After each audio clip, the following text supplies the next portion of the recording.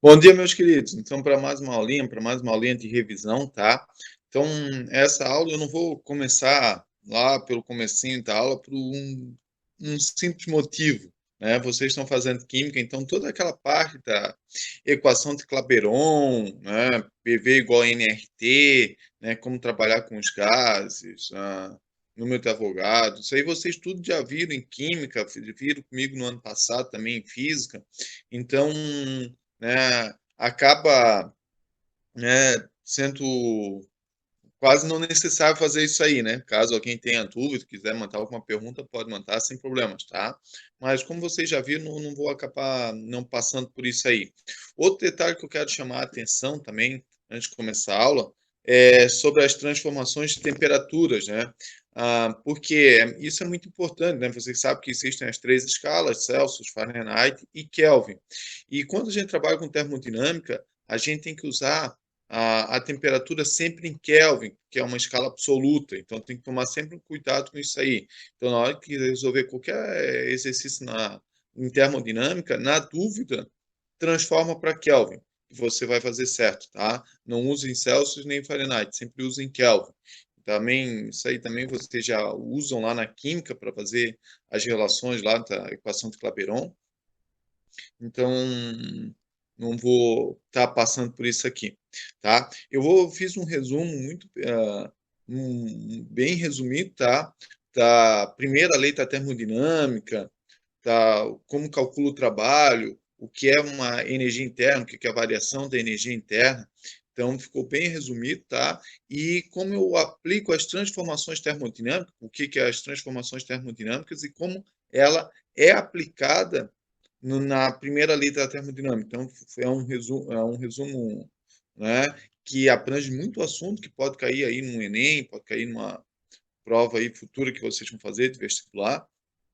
E ficou de forma bem resumida, eu acho que ficou bem bom, então espero que vocês assistam e gostem aí dessa revisão, tá bom?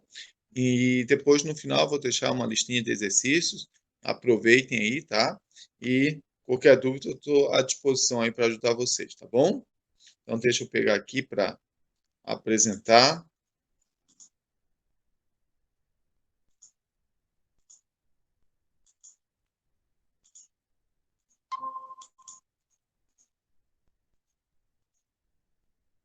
Apresentação.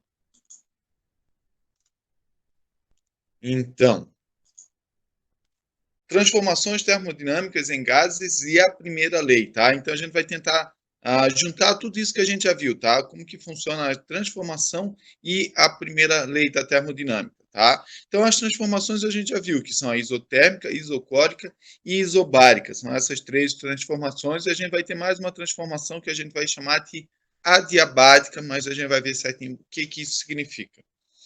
Então, tá? Vamos ver como que cada uma delas se comporta com a primeira lei da termodinâmica. Então, a gente viu que a primeira lei da termodinâmica quer dizer o quê, né? Que toda a energia que entra aqui vai ter que sair, tá? Então, toda a energia que entra em forma de calor, que é a quantidade de calor que eu estou colocando nesse gás, vai ter que sair. Vai sair de qual forma? De duas formas. Ou vai esquentar o gás e vai aumentar o volume dele. Na hora que eu falo de esquentar o gás, o que aumenta? Aumenta a energia interna desse gás, né? A gente viu que essa energia interna é intimamente ligada com a variação da temperatura. E o trabalho, né, é o que vai aumentar o gás, né? Então, o trabalho, na verdade, é intimamente ligado com a variação do volume, tá? Então, toda a energia que entra aqui, ó, em forma de calor, ou vai, né, aumentar o ΔU, ou vai aumentar a energia interna, ou vai realizar trabalho, tá? Então, essa é a primeira, uma das leis mais fundamentais da natureza, né? Na natureza nada se cria, nada se perde, tudo se transforma. Então, a quantidade de calor está se transformando em energia interna e trabalho, tá? A energia interna aquece o gás e o trabalho expande esse gás, ok? Então, a gente viu que Q é igual a ΔU mais o trabalho. E a gente pode escrever, né, que ΔU é igual a Q menos trabalho, né? Só passar o trabalho para esse lado aqui, ele fica negativo, tá? Então, é só uma outra forma, é a forma mais comum que vocês vão ver, né? Essa forma aqui de baixo, né? ΔU igual a Q menos trabalho. A maioria dos livros apresenta dessa maneira, então por isso que eu também vou apresentar dessa maneira. Ah, professor, mas por que o professor apresentou da outra maneira antes? Porque essa maneira é mais fácil vocês entenderem, né? Porque o Q que entra vai ser igual ao ΔU mais o trabalho. Só por isso, ok? Então, vamos se lembrar o que é a variação da energia, né? Então, a variação da energia interna, né, que é o ΔU,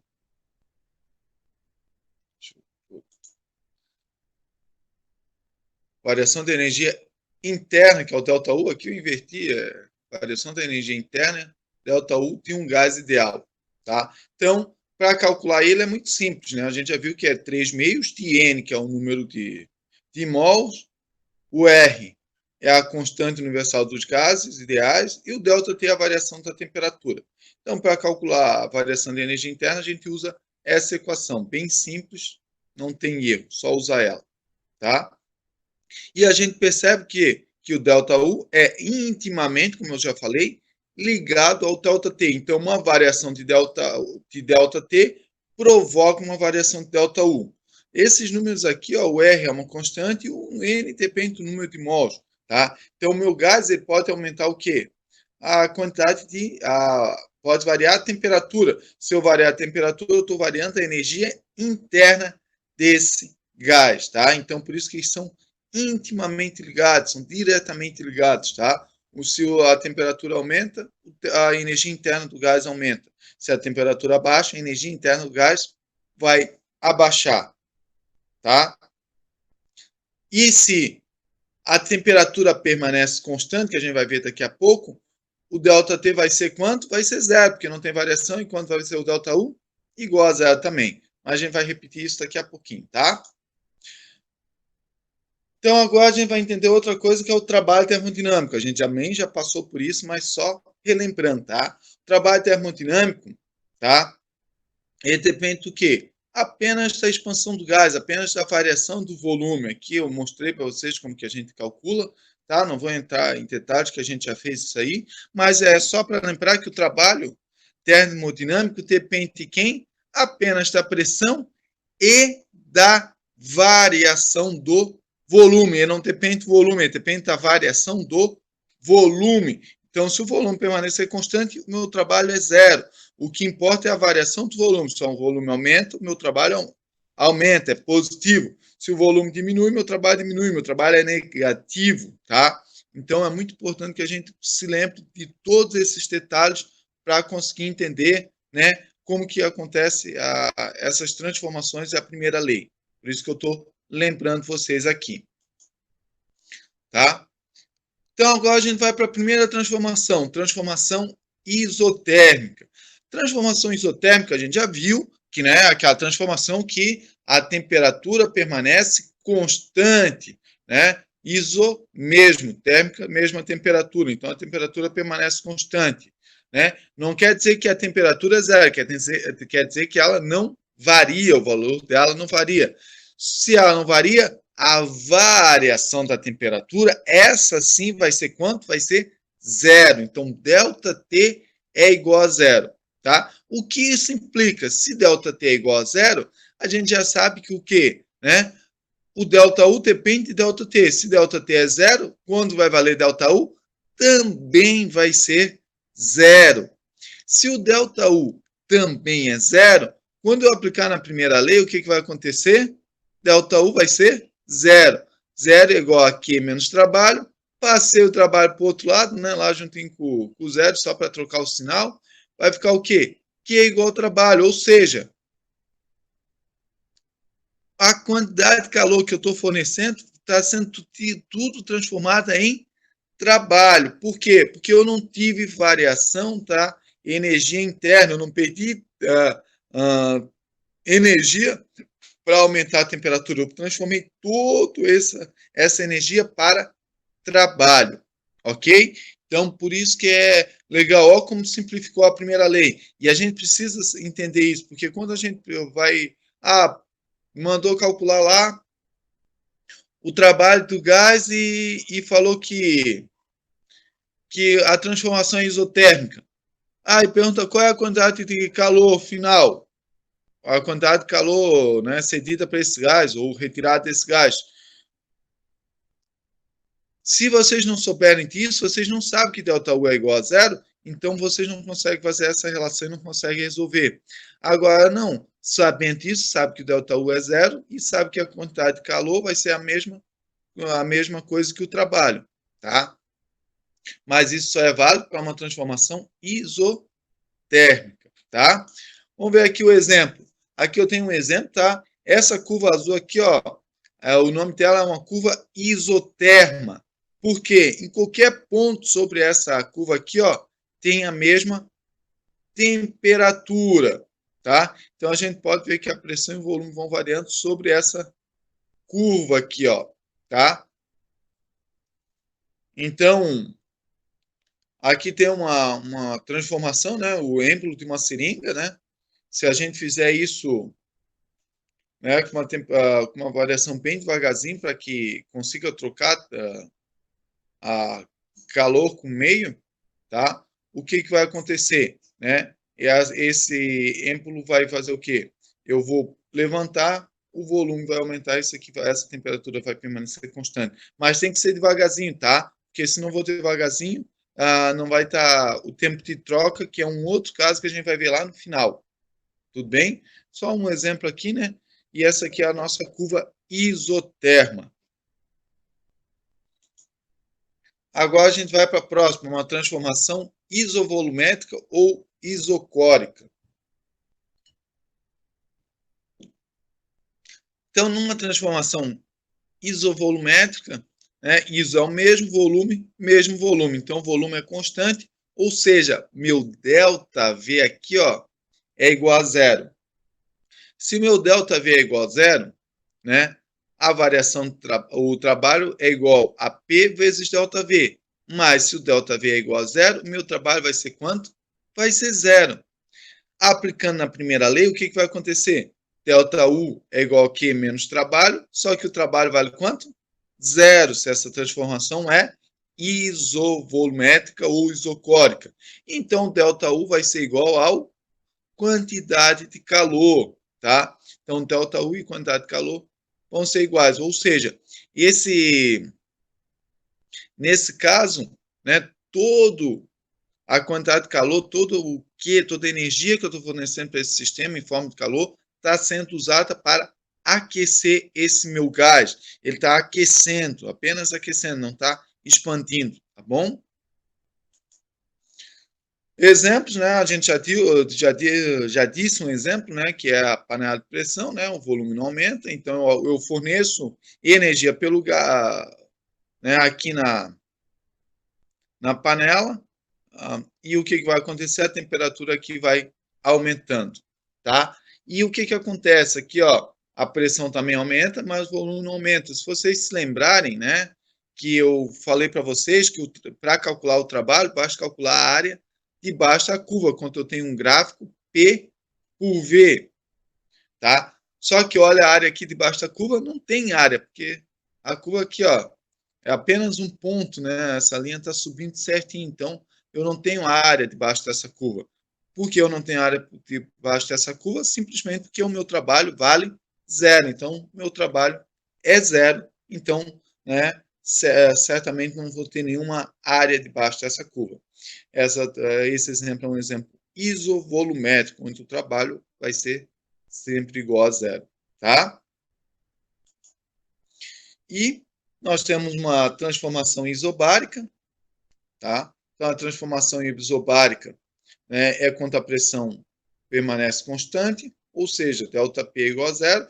Isso não aplica diretamente quase nada em cima da primeira lei da termodinâmica, né? Porque nenhum desses aqui vai zerar. Né? ΔU vai ser igual a Q menos o trabalho, permanece dessa mesma maneira quanto a transformação isobárica. Só que tem um pequeno detalhe que vai facilitar a vida de vocês. Sempre que a transformação for isobárica, para calcular o trabalho, basta eu calcular a área debaixo da curva. Então, quando eu estou indo do ponto A para o ponto B, ou seja, um volume VA para um volume VB, é muito simples calcular essa área, porque vai ser apenas um retângulo. tá? Então, quando é apenas esse retângulo, eu consigo calcular o trabalho e depois eu consigo calcular, né, dependendo, posso conseguir calcular o ΔU ou o Q com essa informação aqui, tá? Então, é sempre interessante vocês entenderem, né, bem como funcionam essas transformações, porque a partir delas vocês conseguem, né, calcular as coisas que tem aqui, beleza? E aqui eu tenho um exemplo, tá? De uma transformação isobárica, né? Aqui o meu volume está expandindo e pode ver que a pressão permanece constante, porque ó, eu tenho um peso aqui, ó, tem 3 pesos aqui, ó, ele expandiu e continua com os 3 pesos. Então, a pressão sobre esse êmbolo é a mesma, então a pressão aqui é constante. Pode ver que o volume aumentou e a temperatura aqui, ó, se vocês observarem, está meio pequenininho, mas o termômetro está marcando aqui, ó, e agora ele está marcando aqui, ó. Então a temperatura também aumentou. A única coisa que permaneceu constante é a pressão nesse caso, tá? E o que isso nos ajuda? Ajuda a calcular o trabalho de uma maneira bem simples, apenas calculando a área desse retângulo amarelo aqui, ok? E a última, essa aqui vocês não conhecem, é a transformação adiabática, né? O que é essa transformação adiabática? Não há troca de calor com o meio, tá? Então, se não tem troca, não tem ninguém me fornecendo energia ou me tirando energia, né? Esse meu sistema está isolado, não tem uma troca de calor. Então, o Q vai ser quanto?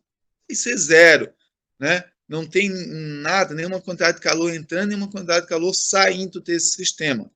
Se o Q é zero, vou pegar a minha primeira lei da termodinâmica, aplicando aqui Q igual a zero, o que eu vou ter?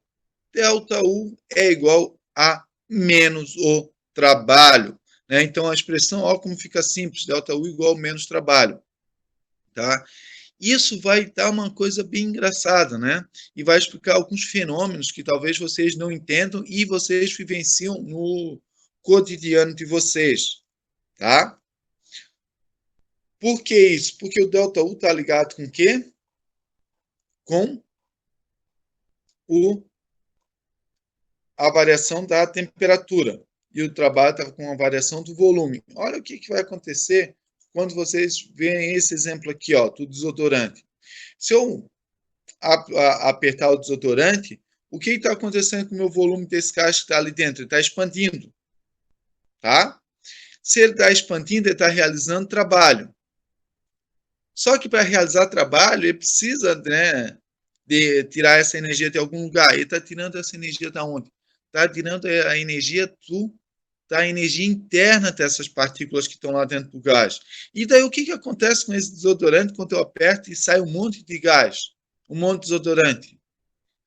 E o que acontece com a lata? A lata se resfria rapidamente. Então, tu sente que a lata fica muito mais gelada, fica muito mais fria, tá? Por quê? Porque a energia interna baixou, ou seja, a temperatura de lá baixou. O gás, para ele expandir, ele precisou roubar energia de algum lugar. Ele roubou a energia interna dessas partículas, tá? Então, aqui, ó, se vocês observarem, eu estou realizando um trabalho. Meu trabalho é positivo, porque o meu gás está expandindo, tá? E vocês, só vou voltar aqui, ó. Se o meu gás expandiu, né? Então, o meu trabalho é positivo, só que tem um sinal aqui da fórmula, um menos. Então, o ΔU ficou negativo. Por isso que o que aconteceu com a temperatura? Abaixou, tá? Isso também acontece, tá? Um exemplo, também quando vocês vão encher o pneu da bicicleta de vocês com a bombinha. Se vocês ficarem lá, né, bombando a bomba, o que vai acontecer? Né, vocês vão ver que o sistema vai aquecer, tá? Ele vai aquecer por quê? Porque eu estou realizando um trabalho sobre a bomba, eu estou apertando, eu estou comprimindo esse gás, tá? Só que eu estou fazendo de uma maneira muito rápida. Você lembra quando eu falei lá no começo que tinha que ser bem lento? Aqui não, aqui eu faço de uma maneira muito rápida. Se eu faço muito rápido isso aí, o que vai acontecer? Não tem tempo do meu sistema, que é a bomba, o gás dentro da bomba, trocar calor com um meio externo, Se não ter o tempo de trocar, eu não recebi calor, não recebi calor do meio externo. Então, o que eu estou realizando um trabalho sobre esse gás, e o que esse gás vai fazer? Ele vai aquecer, a energia interna desse gás vai aumentar, e ele vai aquecer, tá? Então, olha que legal, com essa transformação adiabática, né, acaba explicando fenômenos que vocês acabam observando no dia a dia, tá? Tem casos, né, do gás de cozinha, enquanto a válvula está algum problema, que a válvula, o gás sai muito rápido desse bujão de gás. O que acontece? Chega a congelar a válvula, tá? Diminui tanto a temperatura do gás que congela a válvula. Então, são coisas que acontecem no cotidiano de vocês que a gente consegue explicar com as leis da termodinâmica e com as suas transformações termodinâmicas, tá bom? Então, a aula foi isso aí. Daqui a pouco eu já vou disponibilizar a aula para vocês e vou também mandar uma lista de exercícios para vocês aplicarem esses conceitos, esses conhecimentos que vocês viram aí, tá bom? Espero que todos estejam bem, continuem em casa, usem máscaras e fiquem bem. Um grande abraço a todos.